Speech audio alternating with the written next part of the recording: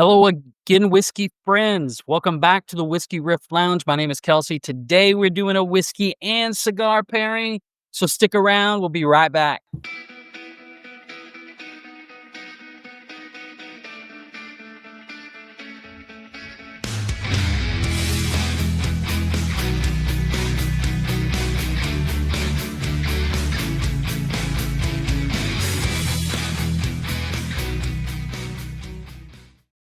Hey guys, welcome back. So another whiskey and cigar pairing. I'm going to try this out, see how it goes, see what you guys think about it. It's a little bit different. Some of these bottles I haven't drank in quite a while, so make sure you leave a comment and subscribe if you haven't already.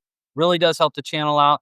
Let's get into this whiskey. This week's is an old familiar 1920. What? New label. This is a bottle I've always had on my shelf. There's tons of Old Forester right there.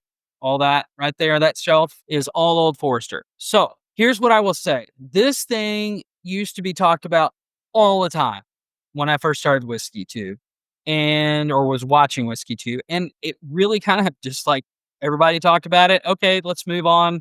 It's kind of like turkey. Everybody knows about turkey. Let's move on. This particular one, 115 proof, 1920, between $45 and $60, depending on where you're at. You should be able to find this anywhere you go. So we're going to revisit it. I haven't tasted this particular one in about, 6 months to a year.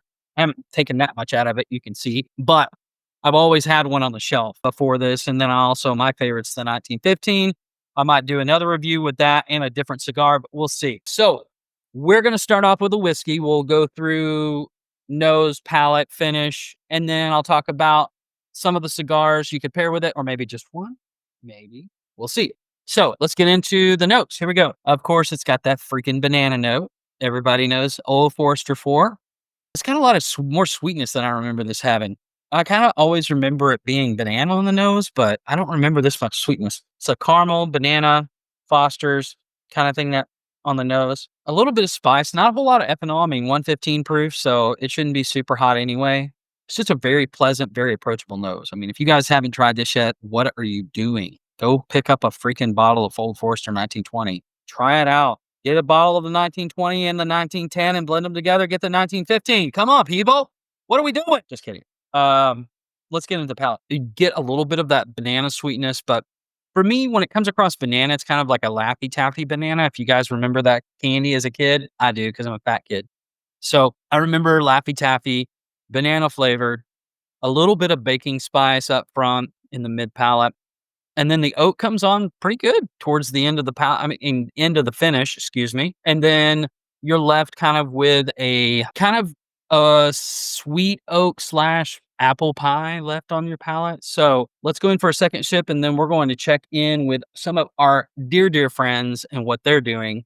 Just a moment. You might hear about drifting drams from our barrel picks, but not only do they know whiskey, they know coffee even better. Katie and Ethan are always bringing in the best coffee they can for this community.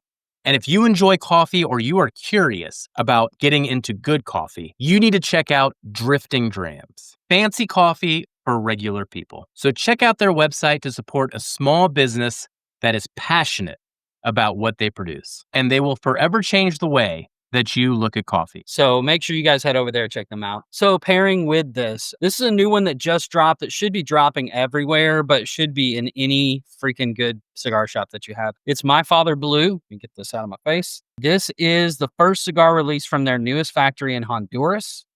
So if you are a fan of My Father cigars, this is a really, really fun smoke. So what we would do on this particular smoke, you're going to start out as a little bit spicy, which will help you kind of tame back some of the sweetness. Then as you get into it, about the first third, after the first third, it kind of gets a little bit more rich, a little bit more My Father-ish type of thing, but it's a little bit more bold profile. This is going to be able to stand up, I believe, to 115 proof whiskey. That's kind of why I paired it together. I didn't want something that was super bold that could overpower the whiskey, but vice versa. I want something that's going to complement it. So as you go through the middle third into the final third, you're going to find the sweet spot of both of these. And I would say this is the Robusto size that I hear.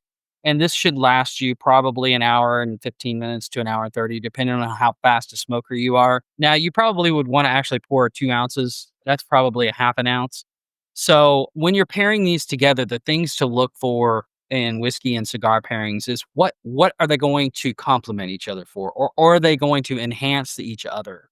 How do they balance each other out, or how they accentuate the same things and make it come out even more? So this is my review of the particular Old Forester bottle that I have drank for years. It has changed with the new label. I don't care what anybody says. It did change. The flavor profile changed. But what I will say is I still love it. If you guys are not going through the Whiskey Row series, the 1924 is a big one that just came out last year. I might do another pairing with it to see if there's something that could pair that's a little bit lighter to enhance some of the notes that are coming out in 1924. But this 1920, My Father Blue, is really a pairing that I think that you will absolutely love, but also it won't be too much for you in regards to too much being too bold or too spicy, like some of the other cigars can be with a particular whiskey. It kind of sets your tongue on fire, accentuates the rye spice, all of those particular things. This should balance each other pretty equally and come across with a more complete, rounded profile. On the retro hell, it's pretty tame after the first third. So those new to cigar smoke, you're blowing it out of your nose rather than out of your mouth. It's called a retro hell. You're going to get some of that light white pepper, but also you're going to get all of those particular sweet notes that come out of this particular stick. So make sure you guys leave me a comment down below, like and subscribe. Thank you guys for hanging out, and we'll see you here next time. Thank you for watching. Hello again, whiskey friends, everybody. A big shout out to our amazing Patreon community. If it wasn't for you, we couldn't continue to produce the content and barrel picks week after week. And for everybody else out there, be sure to hit that like and subscribe. It really helps the channel more than you know. And we'll catch you on the next one. Goodbye, everybody.